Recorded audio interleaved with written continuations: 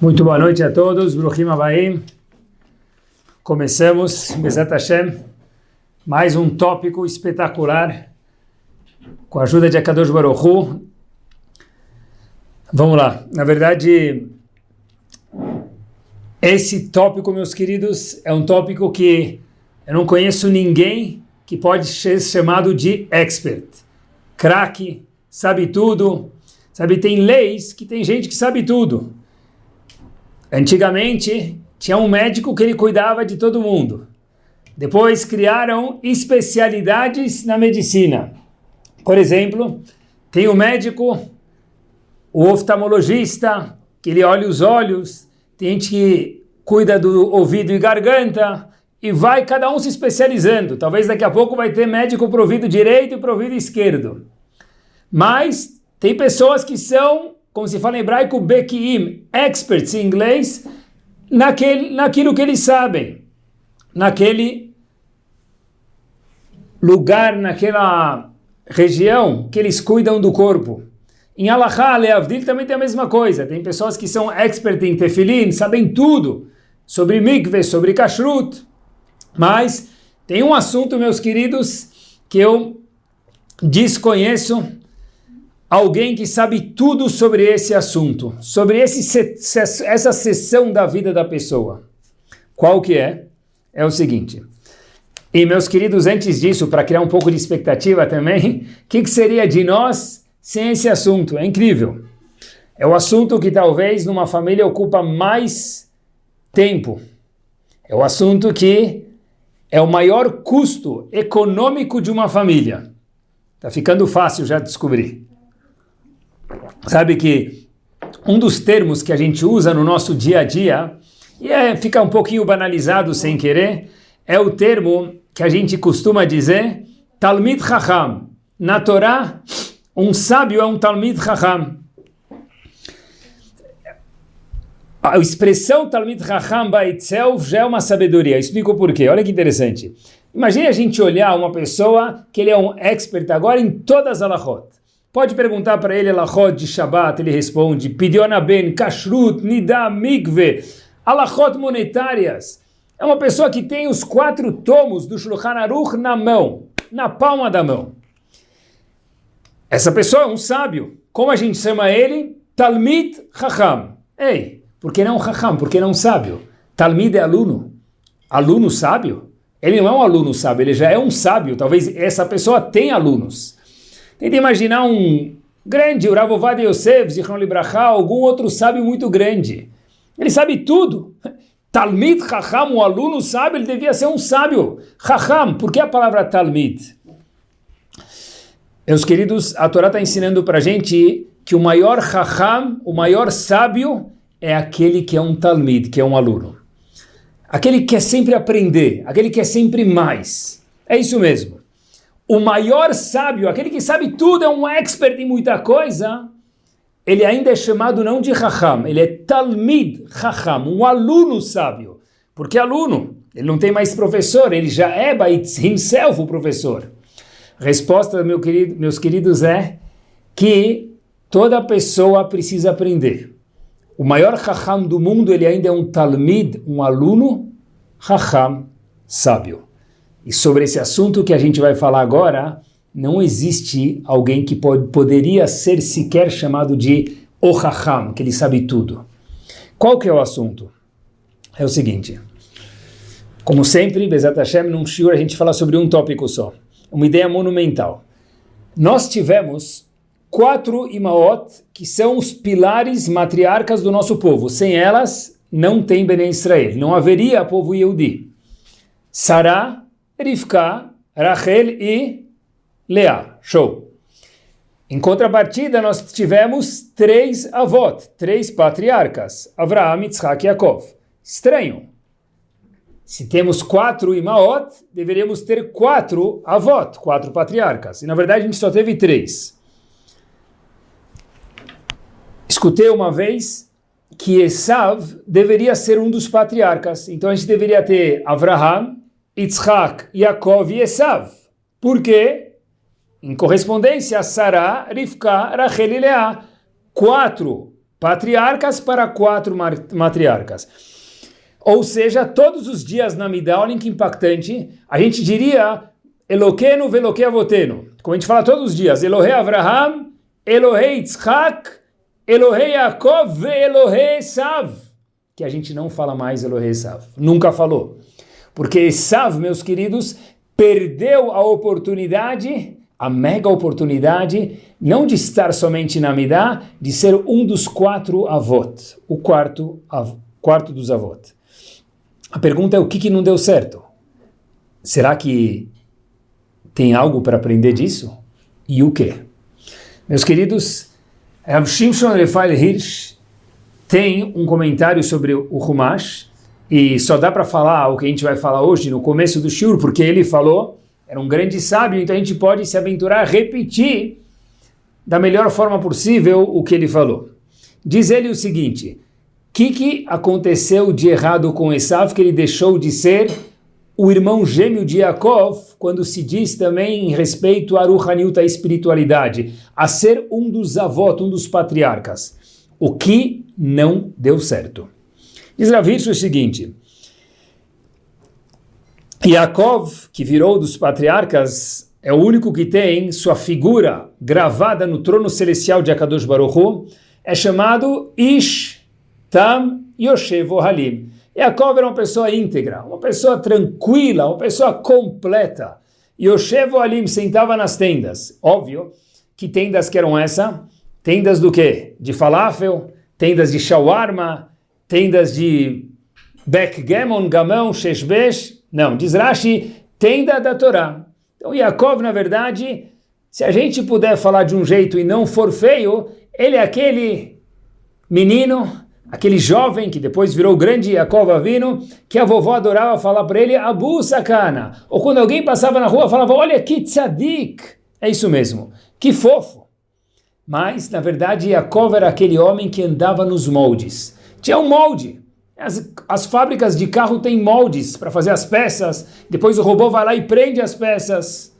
Yaakov era o gigante, um Talmid Chacham grande, indiscutivelmente, mas era uma pessoa que nasceu nos moldes, seguia o molde de fabricação. Yaakov era aquela pessoa que entrou na primeira lista no que se chama hoje em dia Yeshiva Lemetsuyanim, a Yeshiva para os tops. Na minha Yeshiva só tem pessoas tops. Essa Yeshiva, Yaakov fazia parte dela. Seria, na verdade, em comparação, para quem não conhece muito de Yeshivot, né, Leavdil, óbvio, comparando, mas sem querer comparar, a USP das Yeshivot, Harvard, Sorbonne das Yeshivot, Yaakov entrou na primeira lista. Yaakov era Ishtam Yoshev Ohalim. Era aquela pessoa que sentava na frente da escola, na carteira, ele anotava cada palavra, tinha caneta azul, preta, lápis, grifava. Yaakov era aquela pessoa, meus queridos, que era aquele aluno que toda escola sonhou em ter. Só que ele tinha um irmão. Só que não era somente um irmão, era um irmão gêmeo, chamado Esav. E Esav não era exatamente assim. Esav era bem diferente. Esav era Ishtzad, era um caçador, pessoa um pouquinho mais corporal, menos intelectual, mais física, mais energética. Ele não conseguia sentar na frente da carteira da escola. Esav, melhor dizendo, Esav fazia parte da turma do fundão. É isso aí.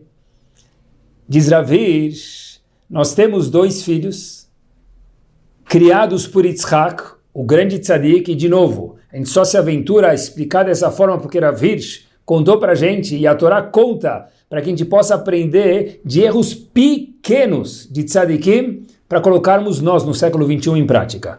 Voltando, Yaakov era o menino da primeira fila. Era aquele aluno que todo mundo sonha em ter. Esav sentava no fundão, chegava atrasado na aula, esquecia o material. Esqueci que hoje tinha prova, esse era Esav. Corria, ia de um lado para o outro. Gostava de chegar suadão do recreio, é isso mesmo, isso era Esav. Diz Rav Hirsch, teve um problema aqui. Yitzhak educou, Yitzhak e Rivka educaram Yaakov e Esav da mesma forma. Diz Rav Hirsch, os dois foram colocados, essas são as palavras dele, escreveu a obra dele sobre o Humash em alemão, mas hoje em dia já tem tradução para o hebraico e até tem para inglês. Diz Rav Hirsch o seguinte: o que aconteceu foi que Esav e Yaakov foram tratados da mesma forma. Diz Rav Hirsch, isso fez com que Esav se perdesse e não fosse o quarto dos avot, e não dissemos hoje em dia Elokei Avraham, Elokei Yitzhak, Elokei Yaakov ve Elokei Esav. Porque a gente não fala na Midah todos os dias Elokei Esav? Porque Esav não foi um dos avós. E por que não?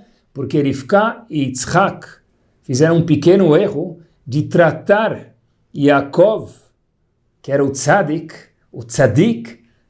como Esav. E Esav como Yaakov. Sentar na mesma carteira, na mesma estrutura. Ou seja, já que o shiur de hoje à noite é sobre Chinuch, sobre educação, e esse é um tema, meus queridos, que ocupa tempo na cabeça de pais de família, de Rabanim, de Keilot, de pessoas, profissionais de escolas, profissionais do ensino, e ninguém é expert. Todo mundo em Chinuch tem que ser um Talmid para virar um Chacham, sempre aprender para ser sábio. O primeiro ponto, quando se fala de Chinuch, e é muito importante, é saber que nossos filhos, nossos alunos, nossa Keilah, nossos funcionários, o que for, são diferentes uns dos outros. E não dá para tratar os dois iguais, ou os 10, ou os 20, ou quem for iguais. O ponto não é somente perceber que eles são diferentes, isso já requer uma grandeza, não se enganar.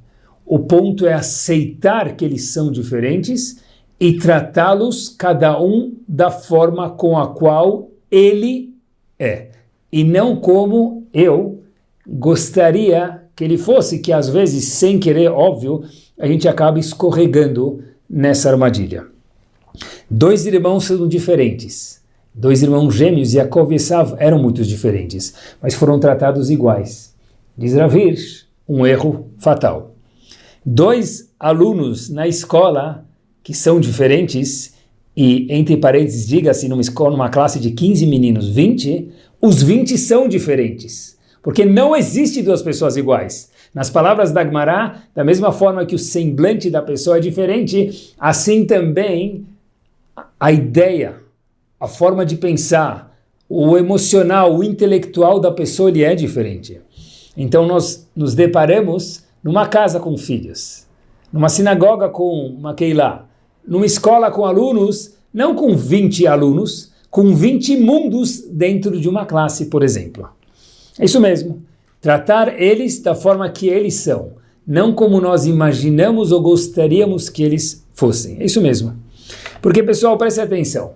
Tentem pegar um piloto de Fórmula 1, melhor que existe. Aquele que entra lá na corrida e o pessoal já fala, ó, a corrida já está quase ganha antes de começar, porque o piloto é muito bom. Se a gente pegar esse mesmo piloto e pedir para ele pilotar a gente num avião, São Paulo, Miami, provavelmente melhor que a gente não esteja no avião. Por quê? Mas ele é um ótimo piloto. Sim, de Fórmula 1 sim, mas de avião deve ser algo triste. Ou se a gente pegar o camisa 10, o artilheiro do futebol, não de um time, da Copa do Mundo, o melhor jogador da Copa do Mundo, e falar para ele, uau, Habibi, você é um show de futebol, um show de bola, e pegar e der outra bola para ele, uma bola de beisebol, por exemplo. Esse show de bola viraria um show de vergonha. Mas não é um show de bola, não, era um show de futebol, não de bola. Porque se fosse no beisebol não daria certo. Cada pessoa tem uma caída para alguma coisa. Alguns para futebol, outros para beisebol, outro piloto de Fórmula 1, outros... E aí os exemplos correm infinitos quase que. O problema é não enxergar as diferenças ou tratar duas pessoas como se fossem iguais. Diz Rav Hirsch, foi isso que fez Esav se perder. Porque ele foi tratado igualzinho a Yaakov. A grandeza é tratar cada pessoa no seu formato. o melhor do que ele ou ela são. Isso vale para tudo. Hinur, casamento, tudo. Olhem que curioso. A gente tem no Shulchan Aruch, no Código de Leis, 4 tomos, 4 seções, que falam sobre assuntos diversos. Kashrut, Tfilin, como sócios que querem dividir uma empresa, tem que dividir mesmo monetariamente, isso tem no Shulchan Aruch também. Tudo, qualquer tipo de assunto que a gente pode imaginar tem lá dentro. Agora, tudo não, quase tudo. Sério? Sim. Tem um tópico que é muito importante, fica fácil de adivinhar hoje, e esse tópico não existe alachot sobre ele. Alachot, o quê? Hinur, não existe. Por que tem alachot de Tfilin, Kashrut, Shabbat, Nida? Coisas importantíssimas. Mas espera aí. E alachot Hinur? Que lugar do Shulchan Aruch está? Não existe um siman no Shulchan Aruch, alachot Hinur. Tem leis de como os professores têm que se comportar, alachot Talmud Torah, com os alunos. Mas não tem alachot de Hinur. Por que não tem? A resposta talvez seja o que a gente está falando agora. Porque não existe a capacidade de escrever alachot Hinur. Tfilin dá, porque todos os tfilin têm que ser preto. E tem que ter um shin de 4 pontas de um lado e um 3 do outro. Shabbat em qualquer lugar do mundo depende do pôr do sol. 20 minutos antes ou 18, depende do costume, é obrigado a acender as velas de Shabbat. Não muda. Hinur é tão importante, é a continuidade do povo, é o que a gente deixa no mundo. E sobre isso não tem leis do Shulchan Aruch? Não. Why? Lama? Pourquoi? Porque não existe alachot Hinur, uma vez que cada pessoa é diferente. Não dá para ter one size fits all. Por isso. E olhem que interessante. Desde o começo, Hashem deu algumas dicas. Olhem que curioso. Rivka para Yaakov, para Yitzhak e Rivka. Olhem que curioso. Rivka, quando estava grávida, famoso, o Passuque conta para a gente, ela passava na frente do Bet HaMidrash, da casa de estudo, e a barriga dela sacudia quando ela estava grávida. O bebê queria sair, está pronto para sair, entusiasmado para entrar na casa de estudo já. Porém, quando ela passava na porta de uma casa de idolatria, a barriga dela também chacoalhava. Então, Rivka falou, peraí, ele vai ser Mr. Bet HaMidrash, alguém que estuda, ou Mr. Avodazara, idolatria? E se ele ficar a tal ponto, Lama Ze Anochi, eu tanto queria ficar grávida, eu não era fértil, mas grávida de alguém que vai dançar nos 2 casamentos, isso eu não quero. Curioso isso. Ela ficou confusa. Ela foi para um dos grandes sábios da época e responderam para ela, Rivka, não se preocupa. Não é um bebê que é uma coisa de tarde, uma coisa de noite, ele vai mudando. Não é isso. Shnei goim bebitner, você tem 2 filhos aí dentro. Ou seja, Rivka foi avisada desde o começo, Shnei goim, você tem 2 povos, 2 bebês, 2 vidas aí dentro completamente diferentes uma da outra. Um é Abu Sakana, um é o Tzadik, de nascença, e o que a gente ensinar para ele, esse é Yaakov, ele vai querer mais, é aquele que faz a lição, aquele que só tira 10 na prova, e quando tira 9,9 fala, ai, fui muito mal. Esse é Yaakov. É aquele que chega antes da tefilá para falar korbanot. É isso mesmo. É aquele que, quando termina a aula, ele vai atrás do professor no corredor para fazer mais uma pergunta. Enquanto os outros alunos já estão correndo para o recreio. É isso mesmo. Só que tem outro aluno que talvez seja um tipo de Esav, apesar que Esav, na verdade, tinha um potencial gigante mais uma vez. Era aquele que senta no fundo da sala de aula lá atrás. É isso mesmo. É aquele que senta lá atrás. É aquele que está sonhando quando vai tocar o sinal da hora do recreio. Não aguentam mais ficar na sala de aula. O que deveria ter acontecido com Esav? Esav deveria ter sido visto como aquela pessoa que é mais corporal. Também é intelectual, também é capaz, óbvio que Esav não poderia fazer Hilul Shabbat, nem idolatria, nem nada disso, mas Esav deveria ser visto como talvez uma parte do que David HaMelech era, um rei que comandava guerras, era tzadik, certeza, mas comandava guerras, cuidava do patrimônio do povo, cuidava da parte financeira do povo. Pessoal, para ter alguém sentado no kolel, mérito gigante, e merece que a gente tire o chapéu para aquela pessoa que está abrindo mão de muita coisa para sentar e estudar a Torá, tem que ter alguém que ajuda ele.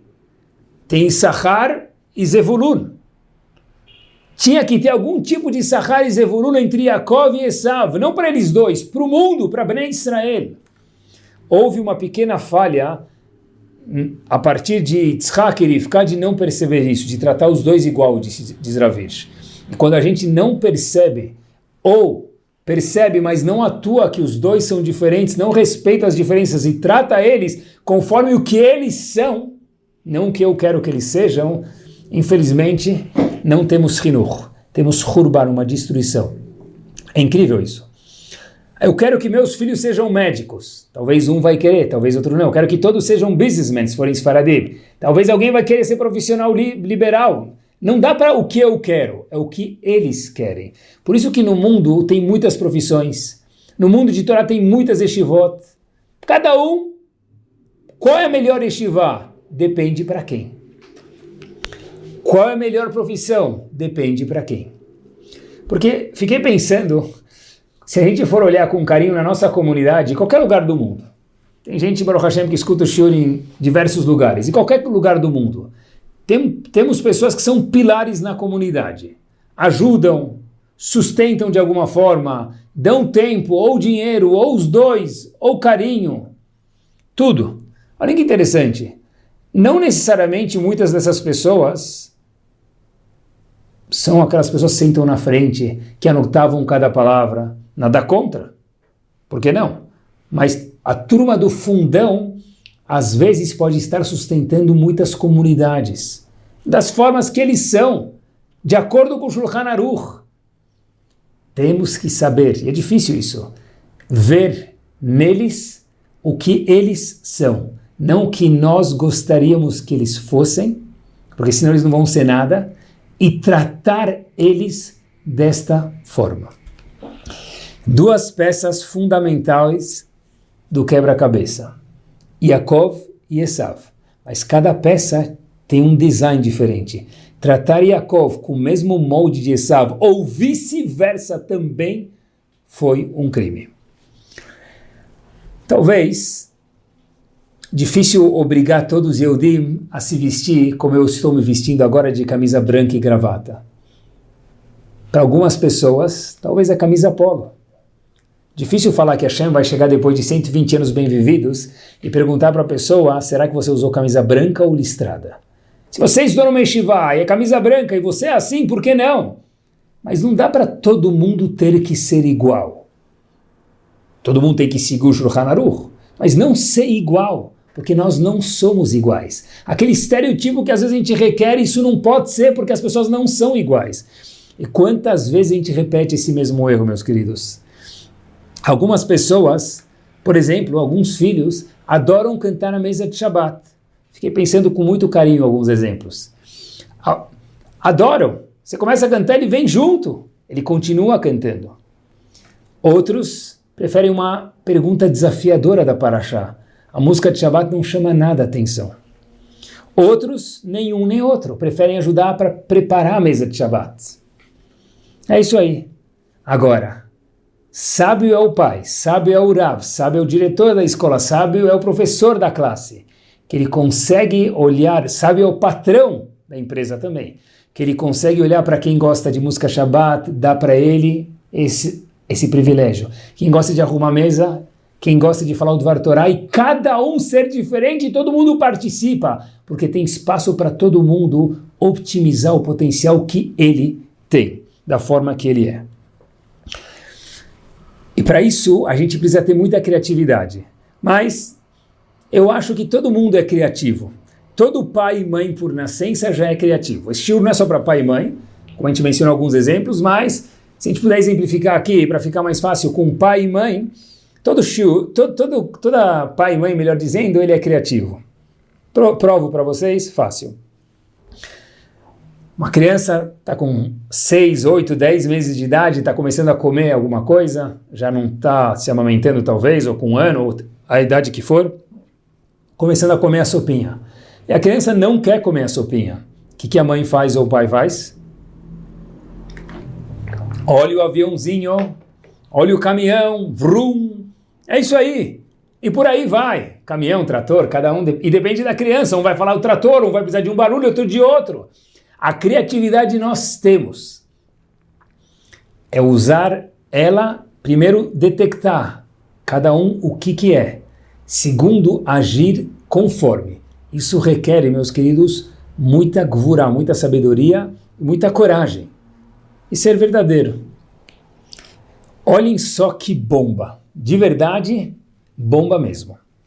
A última vez que Rivka aparece no Sefer Torah, a última vez, acabou. The end. A última vez que a matriarca Rivka aparece no Sefer Torah, qual que é? Nunca tinha prestado atenção nisso, nunca pensei nisso, e é sempre bom aprender, para a gente ficar cada vez mais talmid, para depois, Bezerra Hashem, virar um chacham. Em Sefer Bereshit, no Perek Chavchet, Pasuk Rei, esse é o Pasuk que é a última vez que Rivka aparece na Torá. Vaishlach Yitzchak et Yaakov, Yitzchak mandou Yaakov. Vayelech Padan Aram, ele foi para Padan Aram, El Lavan ben Betuel, para Lavan, filho de Betuel, Arami, Achi, Rivka, agora preste atenção, Em Yaakov ve Esav, que era a mãe de Yaakov e Esav. Essa é a última vez, Rivka, que foi a mãe de Yaakov e Esav. Viu uma explicação bárbara? Poxa vida, é a última vez que Rivka aparece no Sefer Torah. Por que o Torah fala para a gente que Yitzchak mandou Yaakov para a casa de Lavan, Betuel, que eles eram o quê? Yaakov e Esav. Por que para contar para a gente que a mãe de tudo isso é Yaakov e Esav?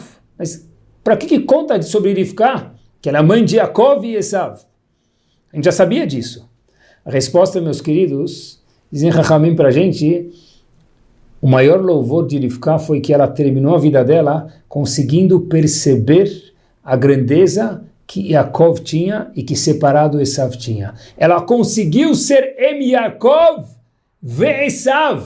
Assim termina o Pasuk, Em Yaakov ve Esav. A gente sabia que ela era mãe de Yaakov e Esav. Diz o Pasuk, não é isso, não é o DNA que a gente veio contar. Ela conseguiu entender e praticar, exercitar isso nos filhos, Em Yaakov e Esav, um teste dificílimo, apesar que eles eram simetricamente opostos um ao outro.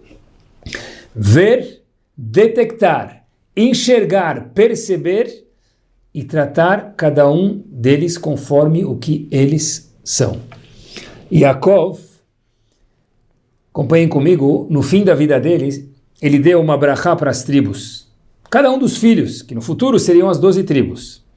Eu sempre tive uma dificuldade, que talvez hoje a gente consiga entender um pouco melhor, por que Yaakov esperou até o fim da vida para dar uma brachá para cada uma das tribos? Por quê? Podia ter dado uma brachá antes, esperar até o fim da vida. Eu sempre tive essa pergunta. Para dar uma brachá para os filhos, podia ter dado uma brachá antes. A mesma brachá que ele deu no fim da vida, uma brachá muito poderosa, que desce no meio da vida. Se esperar o último dia da vida, o fim, para dar uma brachá para cada um dos filhos. Eu acho que, depois do que a gente está vendo agora, talvez a resposta seja o seguinte. Yaakov, quando foi dar uma brachá para cada um dos filhos, está escrito no Sefer Torah, Ishke birchato, cada um recebeu a brachá conforme o que ele era. Fiquei pensando, vi um pouco disso no Ravirt, mas essa parte que a gente vai adicionar aqui, ele não fala, mas talvez a gente vai se aventurar a falar. Por que ele demorou tanto tempo, meus queridos, para dar a brachá para cada uma das tribos? Por que só no fim da vida? Talvez seja porque Yaakov falou o seguinte, agora que eu já vivi, agora que eu vivi minha vida inteira com experiência de vida, com sabedoria, com idade, eu consigo detectar exatamente 100% o que cada um é. Yaakov sabia o poder da brachá dele. Se ele desse uma brachá tipo A, para alguém que é sangue tipo outro tipo, não ia dar certo, tipo B não ia dar certo. Então Yaakov falou, eu vou esperar o último momento possível, onde eu vou ter a certeza máxima de conhecer cada um dos meus filhos, para poder dar a brachá para eles, para a eternidade, que serão as 12 tribos, do que ele é. Ish kebrichato, e cada um teve uma brachá diferente, nenhum dos 12 filhos ou 12 tribos tiveram a mesma brachá. Um virou businessman, bem-sucedido, óbvio, cumprindo o Shabbat, dando destacar, estudando um pouco de Torá também, diariamente, rezando com minha, no question. O outro foi sentar no colher. Yaakov percebeu isso. Conforme o que ele é, Yaakov deu a brachá para ele. Para um deu uma chuteira, para o outro deu uma luva de beisebol, como se fosse, para o outro deu um taco de beisebol. Cada pessoa é diferente. Para o outro uma raquete de tênis, porque cada um é diferente. Vi uma vez uma coisa que me chamou muito a atenção. O Mashgiach da geração passada, Mashgiach é o homem do RH, vamos traduzir assim nas yeshivot. O Mashgiach da geração passada, inquestionavelmente, foi Ravou Bezichron Libraha. Quando se fala de livro de Mussar, e se fala de Aleishur, o autor dos 2 tomos do Aleishur, Rav Shlomo Wolbe. Foi um aluno do Rav Yerucham de Mir, lá em Mir, já na Europa. E muitos de nós, talvez eu tive a oportunidade de escutar o shur dele, em Seudah Shlishit, no fim do Shabbat, em Kol Torah. O filho dele, a gente imaginaria que fosse um mini Rav Wolbe. Por exemplo, um exemplo que talvez todo mundo conheça, Rav Ovadia Yosef Zichron Libraha, tem um filho, tem alguns filhos, Shibadu Lechaim Tovim, Avearuchim, que filho dele, um dos, continuou, que o pai é Rishon LeZion, Talmid Chacham, gênio gigante, sábio. Muito mais do que gênio, é estudioso, aplicado.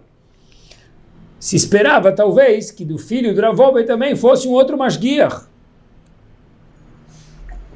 Meus queridos, o filho desse grande homem tinha um sonho, ser piloto de avião no Tzva Haganah Le'Israel. Piloto de avião na aviação israelense. Algo de errado com isso? Claro que não. Mas não é o Mashgiach, não é o que eu, pai, sou. Olha que interessante, isso faz esses homens serem maiores ainda. Quando a gente aprende mais ainda, Rav Wolbe entendeu, percebeu e agiu conforme. Escutem só. Quando esse filho entrava na yeshiva, onde Rav Wolbe sentava na primeira cadeira lá na frente, no pódio, e esse filho entrava com roupa de soldado, bastante destoava da vestimenta daquelas centenas de alunos de camisa branca, com ou sem chapéu, terno, com ou sem gravata, mas não com aquela roupa verde. Seria mais ou menos, com todo respeito, só para que a gente possa entender, entrar num casamento vestido de roupa de palhaço. Não tem nada a ver com a ocasião. Todo mundo de roupa branca, entrar alguém com todo respeito, sem desmerecer, claro que não. Mas destoa muito com uma roupa de exército, é muito diferente, meus queridos. E filho de Rav Wolbe sentava atrás, para não chamar atenção. Rav Wolbe fazia a questão de fazer assim com os dedos. Isso mesmo, chamar o filho mais para frente e falar, vem, vem. E o filho dele sentava lá na frente, perto do pai. O filho falou que apesar que ele sabia que ele era muito diferente do pai, caminho completamente diferente, cada um com seus méritos. O filho nunca se sentiu um bediavad, em hebraico, um segunda classe, ou um segunda divisão. Meu pai não me fazia sentar lá atrás com vergonha, porque ele entendeu que esse é o meu eu, esse é o melhor que meu eu pode produzir. Isso é entender e agir conforme. Queria dar um passo adiante, falando de Hinuch, meus queridos, é o seguinte, viu uma vez que um vendedor de roupa de pet, aquelas lojas de pets, ele tinha um cliente, esse cliente, ele chega e fala, eu quero comprar uma roupa para o meu cachorro. Óbvio, o vendedor foi oferecer roupa para ele e tal, viu? Para ele não, quer dizer, para ele comprar para o cachorro, e começou a olhar, se você essa, aquela, achou uma que ele gostou, eu quero essa. Que tamanho? Falou, o senhor escolhe. Pegou um tamanho pequeno, falou, não, acho que eu preciso maior. Maior? Não, acho que vai ficar muito grande. Pequeno, grande. O vendedor ficou um pouco confuso, falou, olha, eu quero muito te ajudar, tive uma ideia. O cliente falou, como? Traz o teu cachorro aqui, a gente experimenta e você já compra certa, pronto. E aquele cliente falou, não posso. O vendedor falou, mas por que não? Ele falou, não posso. Falou, Habib, traz o cachorro aqui, a gente experimenta e você compra, você vai ter que levar, trocar. Ele falou, não posso. Ele falou, mas por que não? Diz o cliente para o vendedor, eu estou fazendo aniversário dele e é festa surpresa. Ele não pode saber. Meus queridos, é isso aí. O que a gente aprende dessa história, fora o bom humor, que é muito importante sempre, é que os tempos mudaram. Entender não só que as pessoas são diferentes, mas os tempos onde nós éramos crianças e hoje nós éramos criança, versus, se a palavra certa é versus, em comparação, com hoje, são tempos completamente diferentes. Os tempos mudaram. A moda mudou. A decoração mudou. A tecnologia mudou. E eles também mudaram. Igual que a gente precisa detectar a diferença entre um e outro, a gente precisa também detectar, segundo passo, no mesmo tema ainda de Hinur, a diferença que existe entre a geração passada, 20 anos atrás, eu gostaria até de dizer 20 dias atrás, porque já muda tão rápido, com hoje. É isso mesmo. Mesmo nas escolas, as aulas eram de 1 hora, viraram 50 minutos. Hoje em dia, na maioria das escolas, são 45 minutos. Tem escolas na Ásia que fazem aula de 30 minutos, porque as pessoas não conseguem mais se concentrar. Os tempos mudaram. Antigamente não tinha celular, hoje tem. Antigamente joguinho, que tipo de joguinho já tinha e qual o tamanho de um joguinho? Hoje em dia, o que é a vida de um jovem sem um joguinho? Antigamente todo mundo pegava ônibus. Hoje em dia ônibus, para muitos jovens, virou algo que talvez é parte do museu. É parte da enciclopédia que nem existe mais. Quantas vezes por ano muitos viajavam de avião para fora do país? Quantas vezes por ano? Por década, talvez. Hoje em dia, viajar para fora do país é igual e fim de semana para a montanha, para qualquer lugar. É isso mesmo. É verdade, isso prova para a gente mais do que sempre que os tempos mudaram. E se os tempos de fato mudaram, e nós continuarmos tratando eles, funcionários, filho, esposa, crianças, Keilah, o que for, da cabeça que era antes, nós estamos perdendo uma coisa importante. Porque cada um tem que ser tratado do jeito que ele é. E do jeito, adicionando agora o segundo ponto, que a geração é. Isso mesmo. Porque se a geração mudou, a gente precisa mudar também. É isso mesmo. Antigamente, um pai falava para o filho, que nota que é essa? Que nota que você tirou? Hoje em dia a mesma frase é dita para o professor. Que nota é essa que você deu para o meu filho? Isso mesmo. Nova geração.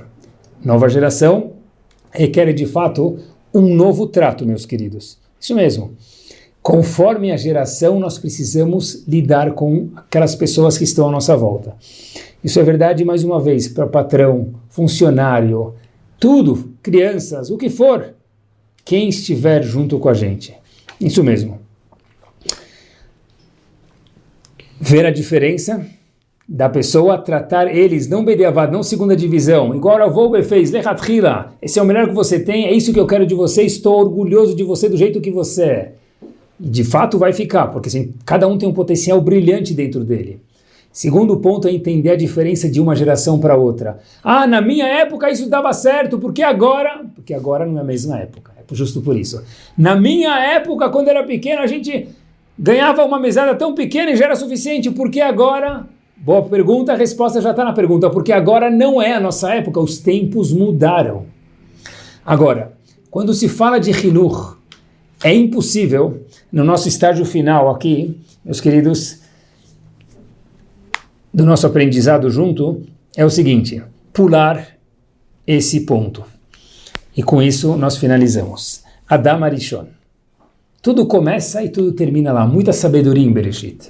Adam Arishon tinha tudo. Quando ele foi criado, Hashem deu para ele antes do pecado. Está escrito que os anjos, a Gemara conta para a gente que os anjos traziam para ele carne e vinho. Não sei que carne, não sei que tipo de corte, mas era aquele corte que você mais gosta. Aquele corte é filé mignon, não aquele filé mignon de brincadeira, o de verdade. Filé mignon caprichado, vinho, assim de envelhecido muito tempo, aquele caprichadíssimo. De repente, sol, sombra e água fresca para Adam Arishon. Ele ficou no paraíso, que de fato, como a gente fala até hoje, é lindo, é um paraíso. Talvez, para a gente poder ter uma ideia, aquelas pessoas que vão de lua de mel hoje em dia, cada vez para um lugar mais exótico, mais bonito, mais espetacular, paraíso era 1000 vezes mais do que isso. Só que tem um problema com tudo isso que eu queria compartilhar com vocês. Hashem chega para ele e fala, Habibi, você tem tudo do bom e do melhor, espaço, esposa, lugar, tudo suave, o mais gostoso, o sonho de consumo de qualquer pessoa. Um problema só. Tem uma árvore, entre parênteses, que era tudo menos maçã, aqui não é Hollywood, tudo menos maçã. Tem uma árvore, voltamos, que você não vai poder comer. Mas que sem graça. Por quê? Chega para uma criança e fala para ele, olha, hoje é teu aniversário, faz aniversário do jeito que você mais gosta. Você gosta do Mickey Mouse, vai ter Mickey Mouse. Balão vermelho, teatrinho, futebol, tudo. E aí o pai e a mãe fazem tudo para a criança. De repente, a criança não pode comer brigadeiro. E no centro da mesa do aniversário tem um prato de brigadeiro, que a criança adora, mas não pode comer. Não coloca o brigadeiro lá, tira o brigadeiro. Porque Hashem colocou o brigadeiro para Adam Arishon e falou para ele não come. Aqui tem uma lição maior, não para Adam Arishon, para a gente. Hashem está ensinando para a gente, meus queridos, talvez, o seguinte, que Adam Arishon, eu quero que você tenha prazeres, muito prazer, curta muito a vida, desfrute, mas para isso tem uma árvore que você não vai poder comer, tem um brigadeiro lá na mesa que você não vai poder comer. Mas por que colocou lá Hashem? Deixa sem.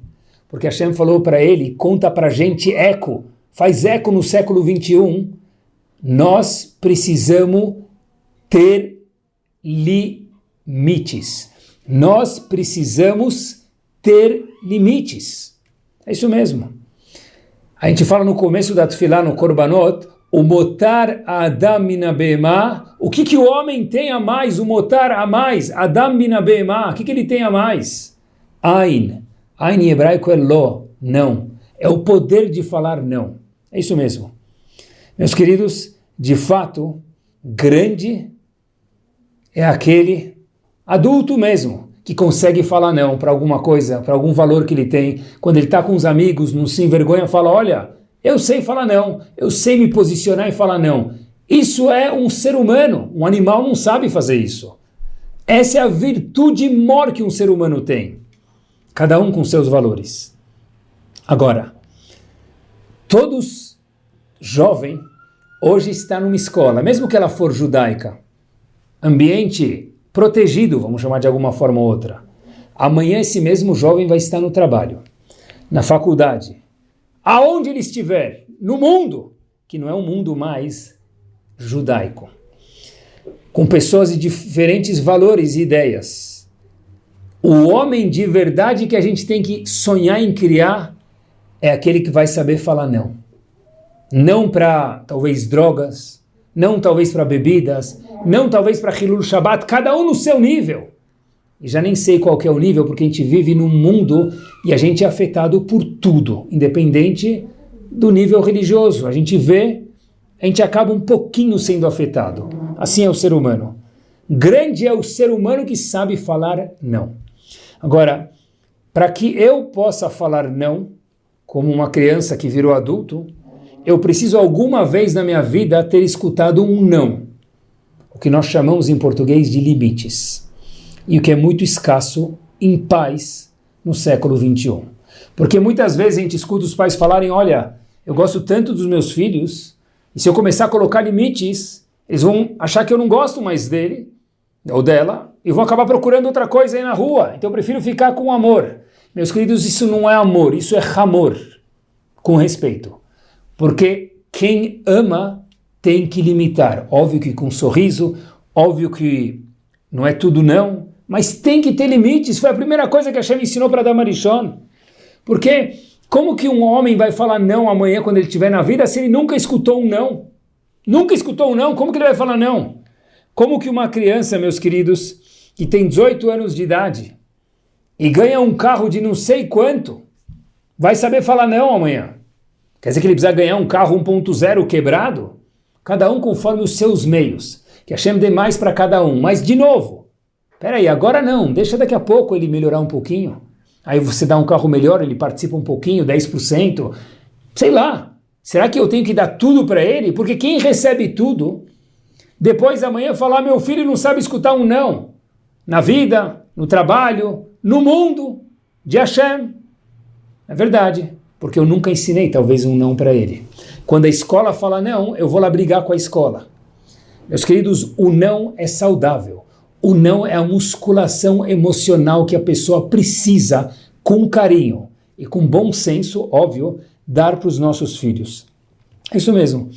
Sabem que eu vi uma pesquisa curiosa e eu fiquei surpreso da veracidade dessa pesquisa, porque a pesquisa diz que 25% dos jovens no Brasil são dependentes de celular ou joguinhos. E que se a gente tirar isso deles, eles ficam agressivos, isso mesmo, agressivos, e entram em pânico, surto. Eu achei que era muito mais. E não é só com jovens, é com adultos também. Pessoal, quanto a gente consegue falar não para o nosso celular? Gibor, valente é aquele homem que vai dormir, aquela mulher que vai dormir, ele próprio e os filhos, por favor, coloquem o celular no modo avião. Porque eu mando no celular e o celular não manda em mim. No Shabbat, quando for apertar o botão de off para o celular, fala, Habibi, eu mando em você, bye bye, puf! Você veio para o mundo celular, smartphone, para servir o smart man. E não smartphone servir o dumb man, um bobo. É isso mesmo. O não faz a gente sorrir mais, viver melhor. É isso mesmo.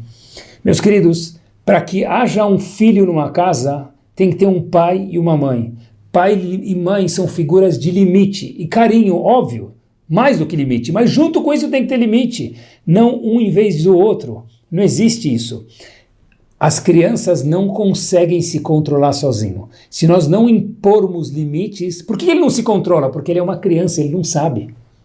Ele precisa de limites. Quem ama, limita, obviamente que com carinho.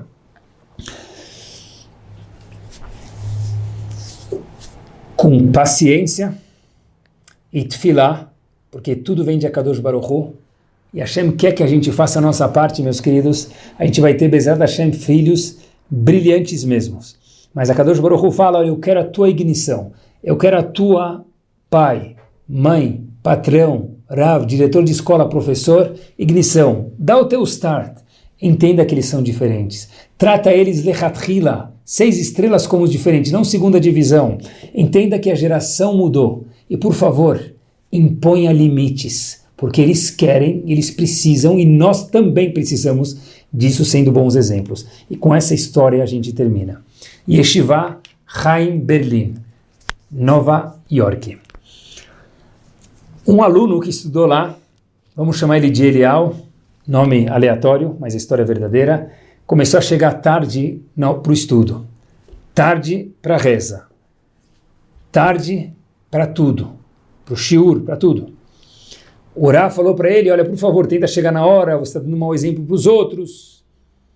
Não, por favor, uma vez, 2 vezes, dias, semanas, meses. O Rav falou para ele, olha, você vai ter que falar com o diretor da Yeshiva, o Rosh Yeshiva, Rav Hutner, Rosh Yeshiva de Chaim Berlin. Ele bate, o aluno bate na porta do Rav Hutner, meus queridos. E Rav Hutner fala para ele, sim, o que você faz aqui? O aluno fala, mal sei eu, mas não queria estar aqui mesmo. Então diz o aluno para Rav Hutner, mas vim porque meu Rav me mandou vir aqui.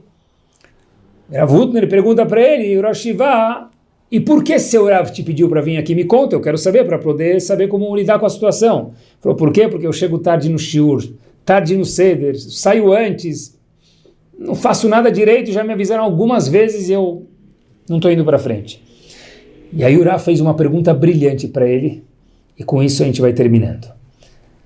Por que você chega tarde? Pergunta inteligente. E o aluno falou, porque eu durmo tarde. O Rav falou, uau, e por que você dorme tarde, Habibi? Disse o aluno, porque eu adoro tocar trompeta. É isso que eu curto tocar, fico tocando, eu saio longe lá, e toco a minha trompeta. Rav Hutner fala para esse aluno, vai para o seu quarto, pega o seu instrumento e traga ele imediatamente para mim. O menino saiu cabisbaixo, falou, pronto. O meu melhor amigo, que era o meu instrumento, meu companheiro, eu vou perder. Ele volta correndo para Rav Hutner e fala, Rav, está aqui, eu entendo, o senhor está certo, eu não tenho nem o que dizer. Rav Hutner fala para ele, senta aí, toca para mim uma música. O menino falou, toca o quê, Rav? Sim, uma música. Você conhece algum nigun, alguma música judaica? Toca para mim. O menino falou, claro, Rav. Começou a tocar. Rav Hutner falou, uau, como você toca bem. Você toca muito bem. E eu acho que você tem que continuar tocando. Mas não na hora do Seder. Vamos combinar um horário até que horas você pode tocar? E eu vou te pedir um favor. Disse Rav Hutner para esse menino, com isso a gente termina. Eu quero que você venha todo Rosh Chodesh, o primeiro dia de cada mês, tocar o seu instrumento aqui na minha sala, porque eu gostei tanto que isso vai fazer o meu Rosh Chodesh ser diferente. E disse esse jovem contando essa história, se hoje eu não sou um Mechalel Shabbat, se hoje eu sou um jovem que adora a Torá, adora a música, é porque Rav Hutner me entendeu da forma que eu sou e fez eu me sentir, de fato, aquele tocador de instrumento, todo Rosh Chodesh, para o grande Rav Hutner, Rosh Yeshiva de Chaim Berlin. Muito boa noite a cada um de vocês, que a Dosh Baruch Hu faça que as nossas plantas, os nossos filhos, nossos alunos, possam semear da forma mais brilhante possível com que eles são. Boa semana e Shavua Tov a todos.